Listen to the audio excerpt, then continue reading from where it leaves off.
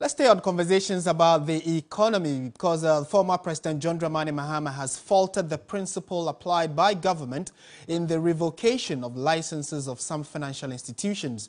The NDC presidential candidate explains that should government apply the same principle with the current economic outlook, many existing banks would have to be shut down as the debt restructuring program has weakened them.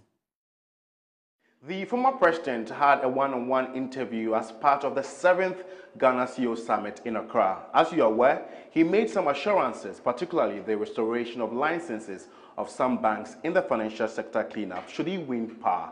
The host wanted to understand what constituted the as far as practicable in his intended restoration.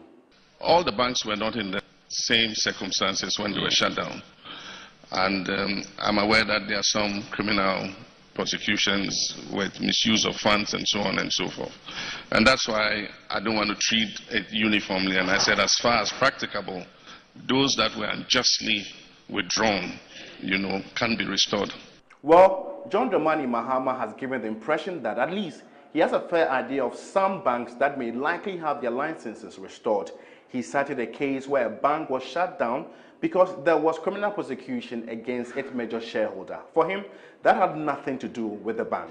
There might be other such cases, and so we need to look at all of them and see whether the withdrawal was just or it wasn't. And the point even is, if you wanted to apply the current reserve position with this debt exchange, are you going to shut down the existing banks? The existing banks have been weakened by this debt exchange. If you apply that same principle you apply to the indigenous banks, you probably will withdraw the licenses of some existing banks.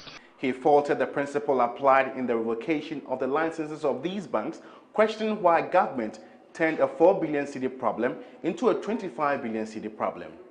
He wrapped up by suggesting how government could have offered the required support to these banks like it has done in other parts of the world to turn around and as the banks bounce back, it takes back its equity in paying the support given.